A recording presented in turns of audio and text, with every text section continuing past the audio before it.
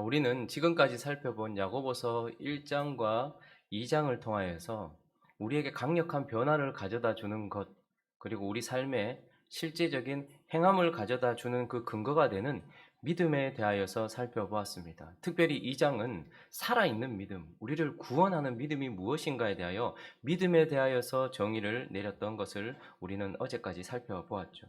이제 3장부터는 야고보는 그런 믿음으로 말미암아 살아가는 우리 삶 속의 실제적인 지침들, 그러니까 실제적으로 믿음을 가지고 있는 사람들의 삶 속에 우리가 실천해야 되고 우리가 나아가야 될 여러 가지 실제적인 삶의 지침들에 대해서 교훈을 하고 있는데, 그 첫 번째는 바로 말에 관한 것입니다. 사실 말은 아주 중요한 것입니다. 말을 하나님과만 연관시켜 봐도 말이 얼마나 중요한지를 알게 돼요. 여러분, 성부 하나님은 말씀하시는 분이십니다. 그래서 말씀으로 창조하신 분이요, 말씀으로 섭리하시는 분이시죠. 그러니까 성부 하나님만 봐도 말씀이다라는 정의가 내려지는 것이죠. 성자 예수님은 더더욱 그렇습니다. 존재 자체가 말씀이신 분입니다. 말씀이신 그분이 육신을 입으신 분, 말씀이신 그분이다라는 것을 성자 예수님을 통해서도 보게 되죠. 성령 하나님은 어떠하십니까? 성령 하나님은 말씀을 적용시키시는 분입니다. 말씀을 따라 우리를 인도하시는 분입니다. 성령 하나님은 말씀과 떨어져서 인도하는 것이 아니라 말씀을 따라 말씀대로 말씀과 함께 말씀을 적용하면서, 그래서 구원의 말씀을 성령이 우리에게 적용함으로써 우리에게 구원이 이루어지고, 우리에게 주어진 말씀을 성령께서 인도하심으로써 그렇게 우리를 말씀으로 인도하시는 분이죠. 그러니 하나님에게 있어서 가장 중요한 요소가 무엇이냐? 하나님의 특징에 대해서 말한다면 말과 연결되는 것입니다. 그렇다라고 한다면 그분의 말씀으로 창조를 받고 그분의 말씀으로 구원을 받은 성도의 삶에 있어서 말씀은 어떠하겠냐라는 것이죠. 하나님에게도 그렇게 중요한 요소인 것처럼 성도의 삶에 있어서도, 구원받은 우리에게 있어서도, 믿음을 가진 우리에게 있어서도 말은 가장 중요한 것이고 말은 가장 우선적으로 언급해야 되는 것입니다. 그러므로 오늘 본문 말씀을 통해서 우리는 구원받은 믿음을 가진, 살아있는 믿음을 가진 우리에게 있어서 중요한 지침이 되는 말에 대해서 몇 가지 살펴보려고 하는데요. 첫 번째, 말이란 무엇인가 하는 것입니다. 말이란. 야고보를 통해서 우리에게 주시는 말에 대한 그 어떤 정의, 말에 대한 것을 살펴봐야 되겠죠. 말이란 것이 무엇입니까? 말은 방향을 결정하는 것입니다. 아주 중요한 거예요. 방향을 결정하는 것이다라고 말해요. 3절을 한번 읽어볼까요? 읽어봅니다. 시작. 우리가 말들의 입에 재갈을 물리는 것은 우리에게 순종하게 하려고 그 온몸을 제하는 것이라. 자, 말들의 입에 물린 뭐요? 재갈이라는 비유를 사용하면서 그걸 딱 떠올리면 말들은 우리가 함부로, 우리가 쉽게, 우리가 원하는 대로 그 방향을 결정할 수 있는 것이 아닙니다. 힘센 짐승이기 때문에 그렇습니다. 그런데 어떠합니까? 그것의 방향을 결정하는 것이 뭐라고요? 그 작은 그 입에 물린 재갈이 그 힘센 짐승 말의 방향을 결정하더라라는 것이죠. 4절도 읽어볼까요? 4절 시작. 또 배를 보라. 그렇게 크고 광풍에 밀려가는 것들을 지극히 작은 키로서 사공의 뜻대로 운행하나니. 자, 배는 그냥 있는 것이 아니라 큰 바다, 그리고 광풍이 밀려오고 파도가 치는 바다 위에 있는 큰 것이에요. 그런데 그것의 방향도 무엇이 결정한다는 거예요? 아주 작지만 키라는 것으로 사공의 뜻대로 운행한다라는 것이죠. 그러니까 말이라는 것은 말의 방향을 결정하는 제갈과 같고, 바다 위에서, 풍랑이는 바다 위에서 배의 길을 결정하는 키와 같이 방향을 결정하는, 그래서 5절에 보니까요, 이와 같이 혀도 작은 지체로 돼 큰 것을 자랑하도다. 그러니까 이와 같이 말, 우리 혀, 우리의 말이 작지만, 제갈과 같이, 키와 같이 작은 것이지만 큰 영향력을 가진 것이다 라고 우리에게 말하면서, 결국 말은 우리의 삶, 말과 같이 힘센, 고집스러운 우리의 삶, 나 자신의 방향을 결정하고, 파도 이는 풍랑과 같은 인생 속에서 나라는 배의 방향을 결정한다라는 것입니다. 광야를 지나서 이제 가나안 땅으로 들어가야 됐던 많은 사람들이 12명의 정탐꾼을 보내고, 그 가운데 10명이 무슨 말을 했습니까? 우리는 저들에 비하면 메뚜기 같다. 절대 우리는 저기 들어갈 수 없다라는 말을 했던 그 사람들은 결국 그들의 방향을 결정하여서 40년 동안이나 광야를 지났지만 결국 그들은 그들이 말한 대로 약속의 땅에 들어가지 못했던 것을 보게 되는 것입니다. 그러나 그 12명 중에 2명은 저들은 우리의 밥이다. 하나님이 우리를 기뻐하시면 우리는 저 땅을 차지할 것이니 올라가서 차지하자라고 말했고, 그들은 나이가 많아 늙었어도 힘이 지나지 아니하였고 결국은 그 땅을 밟았고 그 땅을 차지했던 것을 우리는 보게 되는 것입니다. 내가 예수 그리스도라는 이름으로 신앙생활을 시작했던 우리가, 그 말로 시작했던 우리가 우리의 삶 끝에 예수라는 이름을 계속해서 부르고 그 말을 따라간다면 우리의 삶은 그분이 계신 곳에 서 있을 것입니다. 그러나 예수 그리스도로부터 시작했던 우리의 말이 돈이나 명예나 혹은 부정적인 것이나 비판적인 것이나 계속해서 그런 말을 한다면 우리의 삶은 결국 비판적인 말을 한 사람은 비판적인 삶의 끝에 서 있을 것이고, 부정적인 말을 한 사람은 부정적인 말 끝에 설 것이며, 거짓을 말한 사람은 거짓의 삶 끝에 서 있을 것이고, 헛된 것을 말한 사람들은 결국 헛된 것과 함께 그곳에 서서 후회하는 그곳에 서 있을 것이라는 말입니다. 그러니 말은 우리의 나 자신과 나 자신의 인생 전체의 방향을 결정하는 것이다 라고 말합니다. 그래서 이것을 잘 기억하게 하려고 야고보는 구약의 지혜서인 잠언에서는 뭐 알파벳 순으로 이렇게 잘 기억할 수 있도록 했다면, 야고보는 말이 어떤 것인가를 기억하기 위해서 지금 하나하나 우리가 기억할 수 있는 비유들을 주고 있는 것이죠. 제갈, 키를 생각해 보십시오. 아, 말은 방향을 결정하는 것이구나. 또 하나, 말은 아주 선한 것이고 아름다운 것이다 라는 것을 우리는 또 보게 됩니다. 1절을 다시 한번 보시면요, 내 형제들아 너희는 선생된 우리가 더 큰 심판을 받을 줄 알고 선생이 많이 되지 말라. 부정적으로 말을 많이 하는 선생이 되지 말라라고 말하지만, 그러나 근본적으로 가보면 선생되었던 야고보가 그들에게 말했기 때문에 그들은 야고보의 형제가 되고 그리스도의 형제가 되고 그리스도의 신부가 되었고 하나님의 자녀가 되었어요. 그러니까 말이라는 것이 무엇입니까? 바르게 사용했을 때에는 죽은 자들을 살리고 갈급한 자들에게는 교훈을 주고 양식을 주는 아주 선한 것이다라는 것을 우리는 보게 돼요. 야고보가 그들을 형제라고 부를 수 있었던 것은 그들에게 찾아가 복음을 전했기 때문이고, 그들에게 교훈을 주고 책망을 하고 의로 교육하는 하나님의 말씀을 주었기 때문이다라는 것이죠. 그래서 11절을 보시면 샘이라고 표현하고 있습니다. 샘이 한 구멍으로 어찌 단물과 쓴물을 내겠느냐라고 말하면서, 말이라는 것은 우리 주변에 있는 사람에게 죽어가는 사람을 살리는 물이 되기도 하고 생수가 되기도 하고, 목말라 하는 자들을 목마름에서 해결하여서 살리는 샘이 되기도 하는 선한 것이다. 이웃에게 선한 것이 되어질 수 있는 것이다 라고 말하고 있죠. 그러나 이 말은 사람들에게만 선한 것이 아니고요, 하나님에게도 선으로 나타나는 것입니다. 9절을 한번 보실까요? 자, 말이라는 이것으로 우리가 뭐 합니까? 주 아버지를 찬송하고. 하나님은 아무의 찬송을 받으시지 않습니다. 그냥 하나님을 높이면 다 받으시지 않아요. 그리스도의 피가 묻은 자, 그리고 그분의 말씀으로 하나님의 자녀가 된 자, 그런데 그런 자들의 말을 통해서 하나님이 뭘 받으십니까? 찬송을 받으시고 예배를 받으시는 거예요. 그러니 우리의 말은 이웃에게 셈이 되기 때문에 선한 것이기도 하지만, 12절은 또 이렇게 말하고 있네요. 무화과 나무가 감람 열매를, 포도나무가 무화과를 맺지 못한다. 결국은 열매에 대해서 말하고 있어요. 그러니 우리의 말은요, 하나님이 기뻐하시는 열매가 되기도 한다라는 것입니다. 사람들을 살리고 사람들의 목마름을 해결해 줄 셈이 되기도 하지만, 하나님을 향한 찬송과 예배를 드리며 하나님을 향한 기도를 하는 하나님이 기뻐하시는 열매가 되기도 하는 것이죠. 그러니 말이라는 것은 우리의 인생에 있어서도 나의 인생을 결정하는 방향을 잡아주는 것이지만, 하나님과 이웃에게 있어서는 선한 것이 되기도 합니다. 그래서 또 우리가 잘 기억하기 위해서 어떻게? 셈이라는 이미지를 사용하고 있어요. 말은 셈이다. 죽어가는 자를 살리는 셈이다. 이렇게 할 수 있는 것이고, 또 말은 열매다. 하나님을 기쁘게 하시는 열매다라고 생각할 수 있는 것이죠. 자, 그런데 사실 야고보가 우리에게 실제로 하고 싶은 것은 무엇이냐면, 말이라는 것은 파괴하는 힘이다. 파괴하는 것이다 라는 것을 우리에게 말해줍니다. 자, 6절 말씀 한번 읽어볼까요? 6절 아주 엄중한 말씀이죠. 읽습니다. 시작. 혀는 곧 불이요 불의의 세계라. 혀는 우리 지체 중에서 온 몸을 더럽히고 삶의 수레바퀴를 불사르나니 그 사르는 것이 지옥불에서 나느냐. 자, 혀를 뭐라고 말합니까? 불 보셨죠? 작은 불이 큰 불로 되고 불을 보셨을 것입니다.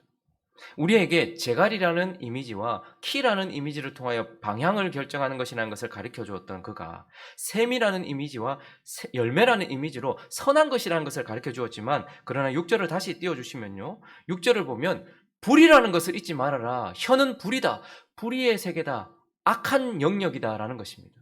악이 강하게 역사하는 영역이라는 거예요. 우리 몸에 아직까지 다 죄가 남아있지만 우리 가운데 가장 악이 많이 남아있고 가장 무서운 악이 역사할 수 있는, 그래서 지옥과 곧바로 연결되어서 태울 수 있는 것이 무엇이냐면 가장 악한 것 중에 하나가 혀라는 거예요. 그래서 말이라는 것은 지옥과 연결되어 언제든지 악이 쉽게 역사할 수 있는 불의의 세계, 악의 영역이다 라고 말하면서 이것은 불이다. 그런데 이 불이 먼저 뭐라고 말합니까? 나 자신, 우리 지체 중에서 온몸을 더럽힌대요. 그러니까 말이라는 것은 나 전체를 더럽히고 삶의 수레바퀴 돌아가는 것이죠. 그러니까 저긴 수레바퀴라는 단어를 삶의 과정이라고 말하면 될 것 같아요. 나의 삶의 과거, 나의 삶의 지금, 나의 삶의 내일. 그러니까 말이라는 것은 나 전체를 더럽힐 수도 있지만 나의 삶 전체, 과거부터 미래까지 모두를 태울 수 있는 파괴적인 것이다. 내 삶은 내 말이 파괴할 수 있고 누군가의 말이 파괴할 수 있다라고 말하면서 말은 파괴적인 것이다. 나에게 있어서 파괴적인 것이다 라는 거예요. 그리고요, 나만 파괴할 수 있습니까? 9절을 다시 한번 보실까요? 둘째 줄 읽어보겠습니다. 시작. 또 이것으로 하나님의 형상대로 지음을 받은 사람을 저주하자. 내 말은 나만 듣는 게 아니에요. 누군가를 향해서 하는 소통의 도구입니다. 그런데 그 말로 하나님을 찬송할 수도 있어요. 그런데 그 말로 사람을 축복할 수도 있지만 우리의 대부분의 말은 그 사람을 판단하고 정죄하고 비판하고 그 사람을 저주하는 데 쓰여지는데, 이 불이, 이 혀라는 불이 얼마나 강한지, 이 불은 나의 삶, 과거, 현재, 미래까지도 태울 수 있지만 다른 이의 마음까지도 태울 수 있다는 거예요. 근데 얼마나 참 화력이 강한지요. 말을 툭 던져도 작은 불씨 하나가요, 그 사람 전체를 태웁니다. 우리는 부주의하게 마치 담배꽁초 하나 뚝 던지듯이 그냥 툭 던졌는데 그냥 툭 던진 말이 그 사람을 죽이고 있는 거예요. 그리고요, 우리의 말은요, 차가워도 잘 타요. 그냥 난 차갑게 던진 거예요. 차가운 말을 던졌는데 저 상대방은 그 한마디 때문에 어떻게 됩니까? 활활 타오르고 있는 거예요. 그래서 우리는 부주의하게 말하고 부적절하게 말해놓고 그것의 파급적인 영향력, 파괴성에 대해서 인식하지 않고 말했기 때문에 나의 차가운 말이, 나의 그 한마디 부주의한 말이 저 사람의 전부를 태우고 있다는 것을 잊어버릴 때가 많아요. 그러나 말은요, 상대방을 전부 태워버릴 수 있는 파괴적인 힘이다라고 우리에게 말씀하고 있습니다. 그것뿐입니까? 10절을 보시면요, 한 입에서 찬송을 했어요. 근데 우리의 모습이죠. 주일날 하나님 찬송하고 비단 같은 말로 하나님께 기도하고 하나님의 말씀 듣고 아멘 하면서 아름다운 말을 했던 우리가 예배를 마치고 집에 돌아가자마자부터 저주를 퍼붓고 쓸데없는 말을 하고 안 좋은 말을 하고 욕설을 퍼붓고 부주의한 말을 해요. 그러니까 한 셈에서 두 말이 나오는 거예요. 하나님을 찬송했다가 사람들을 저주하는 말이 나오는 거예요. 근데 이것이 무엇이 문제입니까? 이건 하나님을 모독하는 행위입니다. 위선적인 것은 하나님을 모독하는 행위예요. 하나님을 모독할 때 우리의 하나님을 모독하는 그 말이 하나님의 마음에 진노라는 불을 일으킨다는 것을 우리는 기억해야 합니다. 그러니 내 말은 내 삶 전체, 나의 몸 전체를 태울 수도 있는 불이고 상대방 삶 전체를 태울 수도 있는 불이며 하나님의 마음에 진노의 불을 일으킬 수도 있는 파괴적인 것이다 라고 말하면서 그것을 불이라고 표현하고 있는 것입니다. 자, 그러니 말이라는 것은 무엇이죠? 야고보가 잘 기억할 수 있도록 제갈과 키예요. 우리 삶의 방향을 결정하는 것입니다. 그리고 말이라는 것은요, 샘과 열매입니다. 이웃에게 그리고 하나님께 선한 것이 되어질 수 있습니다. 그러나 말이라는 것은 불이라는 것입니다. 불, 지옥과 연결되어 있는 불의의 영역이라는 것입니다. 자, 그래서 이제 야고보가 하고 싶은 말은 무엇일까요? 이런 파괴적인 불과 같은 이러한 말을 가지고 있는, 혀를 가지고 있는 우리가 두 번째, 말하려면 그러면 어떻게 해야 하는 것입니까? 하나님은 그렇기 때문에 침묵하라라고 우리에게 명령하시거나 앞으로 아무 말도 하지 말라, 말을 버려라 라고 말씀하시는 것이 아닙니다. 오늘 본문을 통해서 그렇기 때문에 어떻게 말해야 하는가? 말하려면 어떻게 해야 됩니까? 먼저 이 말의 중요성을 인식해서 주의해서 말하라는 거예요. 중요성을 인식하는 것이 참 중요합니다. 1절을 다시 한번 보시면요. 내 형제들아 너희는 선생된 우리가 더 큰 심판을 받을 줄 알고 선생이 많이 되지 말라. 말을 많이 하는 사람에 대해서 뭐라고 말합니까? 큰 심판을 받는다라고 말해요. 우리가 잊지 말아야 될 것은 우리가 그리스도인이 되었기 때문에 심판대 앞에 서지 않는다라는 착각입니다. 아니요. 우리는 그리스도인이 되고 난 이후에 하나님 앞에 어떻게 살았는가를 심판하는 심판대 앞에 설 텐데 가장 먼저 우리에게 있어서 하나님이 심판하시는 영역은 우리가 어떤 말을 했는가, 어떤 말을 하지 않았는가 말에 대한 것일 겁니다. 그러므로 말이 아주 중요하다라는, 그래서 말은 책임을 묻는 거예요. 하나님이 우리에게 혀를 주셨다면 혀만 주시고 끝낸 것이 아니라 그 혀를 어떻게 사용했는지에 대한 책임을 물을 것이고, 이렇게 사용하고 저렇게 사용한 것에 대하여 심판하신다는 것을 생각하면서 어떻게 하라는 거예요? 주의해서 말하라는 거예요. 그리고 또 하나, 말을 하려면 중요성을 인식해서 주의해서 말해야 되고 파괴성을 인식해서 어떻게 하라는 거예요? 더디 말하라. 잠언에서도 계속 말해요. 우리 보고 말은 더디해라, 더디해라 이렇게 말하고 있는 것이죠. 5절을 볼까요? 이와 같이 혀도 작은 지체로 돼 큰 것을 자랑하도다. 영향력이 크고 불과 같이. 그래서 보라, 얼마나 작은 불이 얼마나 많은 나무를 태우는가. 우리의 말이 얼마나 많은 사람을 살렸는가로 상급을 받을 수도 있겠지만 우리의 말이 얼마나 많은 사람들을 죽였는가로 우리는 살인자로 하나님 앞에 서게 될 수도 있습니다. 그러므로 작은 불 하나가 얼마나 많은 나무를 태웠는가, 그 파괴성을 생각하면서 어떻게 하라는 거예요. 그렇기 때문에 더디 말하라는 거예요. 여러분, 우리에게 주신 모든 것들은 책임이거든요. 여러분, 물질을 쓸 때처럼 말을 사용하시면 됩니다. 여러분, 큰 돈을 쓸 때 쉽게 결제하는 사람이 있습니까? 10만 원짜리 하는 물건을 사도 이거 살지 말지 얼마나 고민하고 결제합니까? 그러니 물질을 쓸 때도 우리는 곧바로 아무 생각 없이 바로 결제하는 사람, 필요해? 그래 하고 바로 돈을 쑥쑥 내는 사람은 없어요. 마찬가지로 그것보다 더 주의해야 되는 것은 우리의 말입니다. 우리의 주머니에서 돈이 나오는 것보다 더 더디 나와야 될 것은 우리의 입에서 나오는 말이에요. 그래서 말을 하기 전에 어떻게 하는 거예요? 생각해보고. 말은 늦게 했다고 하나님께서 화내시는 영역이 아니라는 말입니다. 듣기는 속히 하라고 말씀하시지만 말은 적게 해야 되는 거예요. 그리고 더디 해야 되는 거예요. 그러면 사람들이 돈 쓸 때는 얼마나 벌벌 떨면서 쓰는지 몰라요. 큰 돈 쓸 때는 더더욱 한번 보십시오. 한 번에 다 결제하는 거 보셨습니까? 처음에 선입금하고 중도금 내고 그 다음에 막대금 치르는 것 아닙니까? 말도 마찬가지인 것이죠. 근데 우리는 말은요, 곧바로 결제해버리는 경우가 너무 많은 것이죠. 그러니 여러분들이 소중하게 생각하는 지갑에 있는, 카드에 있는 돈을 쓰듯이 말을 그렇게 더디 쓰시라는 말입니다. 말은요, 돈처럼, 돈도 지불하고 나면 이제 내게 아니에요. 그러나 지불하기 전에는 내가 주인인 것이죠. 말도 마찬가지입니다. 내가 말을 하기 전에는 내가 그 말의 주인이에요. 아직까지는. 그러나 말을 뱉고 나면요, 그 말의 종이 되는 것입니다. 그러므로 말을 할 때는 어떻게 하라는 거예요? 그 파괴성을 항상 인정하여서 더디하라라는 것입니다. 더디하라. 그리고 한 가지 더 우리에게 말씀하시는 것. 그렇기 때문에 우리가 말을 하려면 어떻게 해야 되는가? 말에 대해서 우리가 무능하다는 것을 인식해야 돼요. 말의 중요성과 말의 파괴성도 인식해야 되지만 우리는 말에 대해서 혀에 대해서 내가 아주 무능하다, 완전히 무능하다라는 것을 인정하고 인식해야 돼요. 7절과 8절 말씀 읽어보겠습니다. 이것을 아멘으로 받으시기 바랍니다. 시작. 여러 종류의 짐승과 새와 벌레와 바다의 생물은 다 사람이 길들일 수 있고 길들여 왔거니와 혀는 능히 길들일 사람이 없나니 쉬지 아니하는 악이요 죽이는 독이 가득한. 그러면 내 혀가 쉬지 않은 독이라는 것을 인정하셔야 됩니다.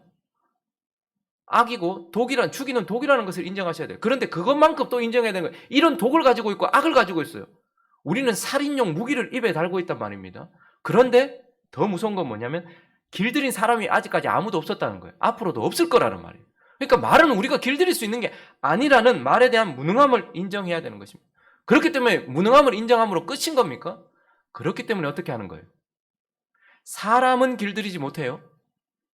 그러나 이 말은 바꾸어 말하면 무엇을 뜻하는 것입니까? 하나님은 길들인다는 거예요. 사람은 생명을 만들지 못해요. 사람은 믿음을 만들지 못해요. 그러나 하나님은 생명을 주십니다. 하나님은 믿음을 선물로 주실 수 있어요. 사람은 말을 길들일 수 없어요. 그러나 하나님은 우리의 말을 길들일 수 있습니다. 그러므로 길들일 수 없다는 그것을 내가 마음으로 받았다면 이 혀를 누구에게 온전히 드려야 된다는 것. 손도 하나님께 드려야 되고 발도 하나님께 드려야 돼요. 그러나 가장 많이 완전히 드려야 될 것이 있다면 우리의 혀인 것입니다. 그러므로 우리의 혀는 하나님의 통치를 받아야 되는 영역이라는 것입니다. 오순절날 하나님께서 구원을 베푸시고 난 이후에 가장 먼저 예수 그리스도께서 승천하시고 난 이후에 이제 하나님의 나라가 시작되고 하나님의 역사가 시작되는 그 시점에 하나님께서 가장 먼저 하신 것이 무엇입니까? 성령이 내리셔서 가장 먼저 하신 것이 무엇입니까? 다른 말을 하게 하시면서 말을 바꾸시는 거예요. 죄를 범한 자들을 말을 흩으셔서 다 흩으신 것이 창세기 11장의 이야기로 구원의 역사가 시작되었다면 이제 본격적인 구원의 역사는 하나님께서 성령을 통하여서 하나님의 백성들에게 새로운 말, 방언을 주셨어요. 그래서 그들이 하나님을 향하여 다른 말을 하기 시작했고 그들의 말은 믿음 없는 말, 하나님을 저주하는 말, 이런 말들을 뱉던 그들이 하나님의 큰 일을 말하기 시작했고 하나님의 복음을 말하기 시작했어요. 그런데 그렇게 말할 수 있었던 것은 무엇입니까? 성령이 그들의 입을 통치하고 계셨기 때문입니다. 그러므로 사람은 길들일 수 없고 나는 내 혀를 길들일 수 없지만 하나님은 내 혀를 길들일 수 있다라는 것을 기억하시면서 뭐 하라는 거예요? 훈련하라는 거예요. 하나님께 말을 맡기고 하나님께 혀를 맡겨서 한 걸음 한 걸음 하나님께 내 혀를 맡겨서 훈련하면서 말을 해야 된다라는 거예요. 그러므로 오늘 실수하셨습니까? 그러면 회개하시고 내일은 오늘과 같은 실수를 하지 않도록 훈련해야 되는 거예요. 그래서 우리의 삶이 끝나가는 어느 지점에서는 우리가 저 사람 참 경건해라고 말할 때에 그 사람의 말이 바뀌어 있는 모습, 훈련되어진 통제받는 말로서 드러나야 한다라는 것입니다. 말씀을 정리하겠습니다. 우리 야고보서 3장 2절을 읽고 마치려고 하는데요. 다 같이 읽어보겠습니다. 시작. 우리가 다 실수가 많으니 만일 말에 실수가 없는 자라면 곧 온전한 사람이라 능히 온 몸도 굴레시우리라. 가장 경건함의 표지가 뭐라는 거예요? 말에 실수가 없는 자라면. 그러니 믿음을 가진 우리의 목표는 무엇이 되어야 될까요? 돈을 많이 얻는다? 권력을 얻는다? 편안히 산다가 아니라 말에 실수가 없는 하나님을 닮은 자, 우리의 입이 하나님이 닮은 자가 되어지는 것입니다. 그러므로 새 생명으로 태어난 아기가요, 걷기 위하여 수없이 노력하지만 훈련하는 것처럼 새 생명으로 거듭난 믿음을 받은 저와 여러분은 바르게 말하기 위하여서 계속해서 훈련함으로써 살아가야 된다는 것을 기억하면서 오늘 말이 무엇인지, 제갈과 키다, 샘과 열매다, 불이다 라는 것을 기억하면서 주의해서 말하고 더디 말하고 훈련하는 저와 여러분이 되어서 예수 그리스도를 이 영역에서 가장 많이 닮은 자가 되시기를 예수님의 이름으로 축원합니다. 같이 한번 기도하겠습니다.